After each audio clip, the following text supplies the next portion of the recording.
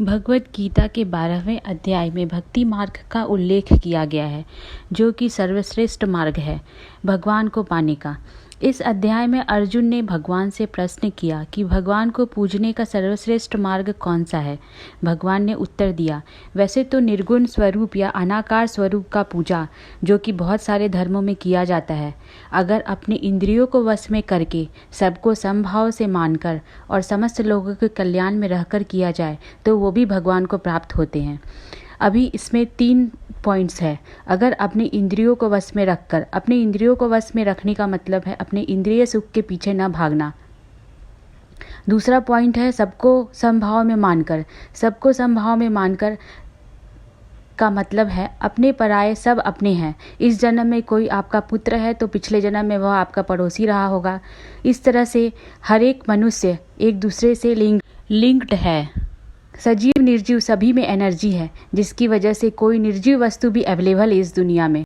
हर वस्तु में भगवान है, यहाँ तक कि हवा, जो कि प्रूफ किया गया है साइंस के थ्रू कि यह मैटर है, जो कि हमें दिखाई नहीं देता, परंतु हम सभी को एक दूसरे से जोड़ के रखे हुए है। दूसरी विधि है भगवान को पाने का उनके साकार स्वरूप को मानना और उनका पूजा करना। इसमें 3 पॉइंट्स है। अपने सभी कर्मों को भगवान में अर्पित करके भक्ति भाव से अपने चित्त को भगवान में स्थिर करके निरंतर उनका ध्यान करना। दूसरा पॉइंट है अपने मन और बुद्धि को और अपने चित्त को भगवान में निवेश करना। जो भी व्यक्ति अपने मन, बुद्धि और चित्त को भगवान में निवेश करता है उसका कभी डिमोशन नहीं होता है, उसका हमेशा प्रमोशन होता है, ऐसा गीता में कहा गया है। तीसरा पॉइंट है आसन, योग, प्राणायाम, यम और नियम, जो कि अष्टांग योग के वीडियो में मैंने बताया हुआ है, का ध्यान करते हुए अपने चित्त को भगवान में लगाना। व्यक्ति अगर खुद से अपने चित्त को भगवान में लगाने की कोशिश करता है तो ज़्यादा देर तक वो नहीं लगा पाता है, कुछ ही देर में वो बोर हो जाता है। इसके लिए ध्यान, योगा, प्राणायाम बनाया गया है। अष्टांग योग का पूरा वर्णन मैंने अपने वीडियो में किया है, उसको अच्छे से समझ के और उसको अपने जीवन में प्रैक्टिस करें। यम, नियम, आसन, प्राणायाम, योगा के द्वारा अपने चित्त को भगवान में लगाएं और इसी तरह से मैत्री, करुणा का भाव रखते हुए अपने चित्त को संतुष्ट और उल्लासित रखें। सभी कंडीशन में, सुख में, दुख में क्षमावान रहना, अहंकार रहित रहना, दयावान बने हुए रहना गीता के 12वें अध्याय में बताया गया है। जिस मनुष्य से इस संसार को कोई कष्ट न पहुँचता हो, संसार उसको कोई कष्ट न देता हो, जो सुख, दुख, भय, क्लेश से मुक्त हो, किसी और से किसी चीज़ की अपेक्षा न रखता हो, खुद स्वाभिमानी हो और जो अपने तन और मन को शुद्ध रखता हो, सारी चिंता और कष्टों से मुक्त हो, सब कुछ का परित्याग करने के लिए रेडी हो, भगवान के करीब पहुँचता है। इस स्टेज में पहुंचने के लिए मनुष्य को अपने शत्रु और मित्र, मान और अपमान, जाड़ा और गर्मी, सुख और दुख में समान रहते हुए, दूषित संगति से दूर रहते हुए, तुलना, निंदा, तारीफ, मौन होने पर भी अपने आप को संतुष्ट रखते हुए, बिना घर के भी अपने मन और चित्त, बुद्धि को मुझ में, भगवान में से जोड़े रखते हुए आगे बढ़ते हैं, वही उस स्टेज तक पहुंच पाते हैं। वसुदेव सुतं देवं कंसचानुर्मर्दनं देवकी परमानन्दं कृष्णं वन्दे जगद्गुरुं, कृष्णं वन्दे जगद्गुरुं। ॐ श्री परमात्मने नमः। श्रीमद्भगवद्गीता अथ 12वाध्यायः। अर्जुन उवाच एवं सततयुक्ता ये भक्तास्त्वां पर्युपासते ये चाप्यक्षरमव्यक्तं तेषां के योगवित् तमाहा। श्रीभगवानुवाच मय्यावेश्य मनो ये मां नित्ययुक्ता उपासते श्रद्धया पर्युपेतास्ते मे युक्ततमामताः।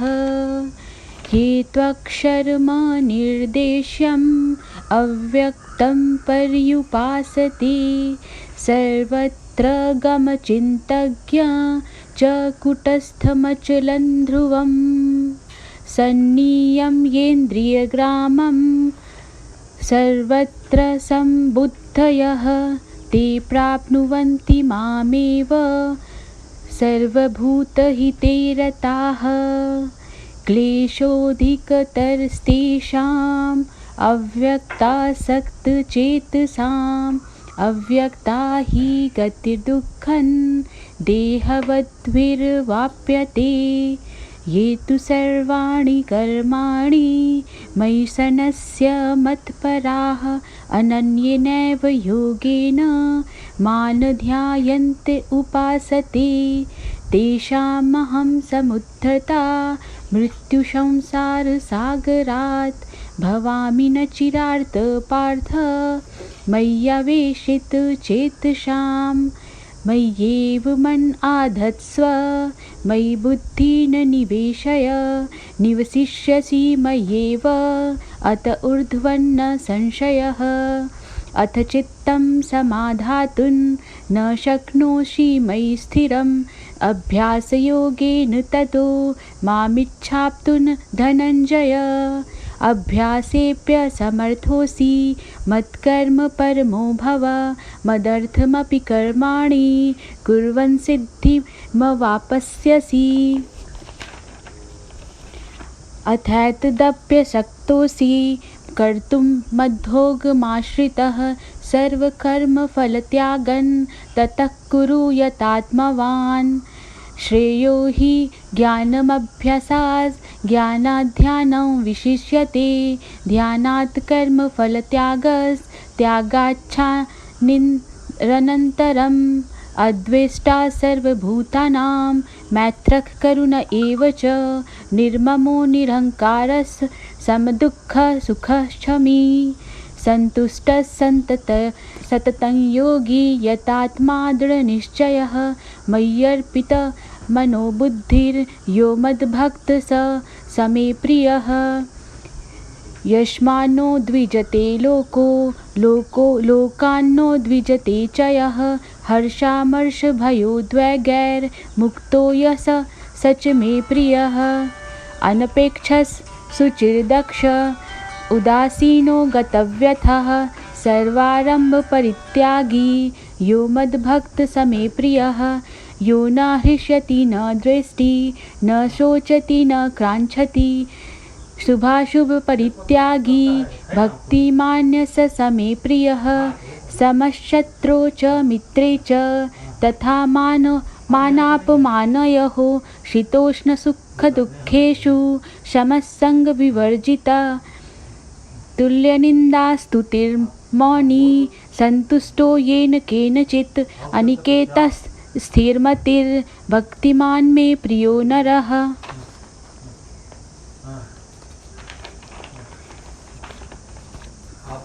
ये तु धर्म्यामृतमिदं यथोक्तं पर्युपासते श्रद्धाना मत्परमा भक्तास्ते तीव मे प्रियाः।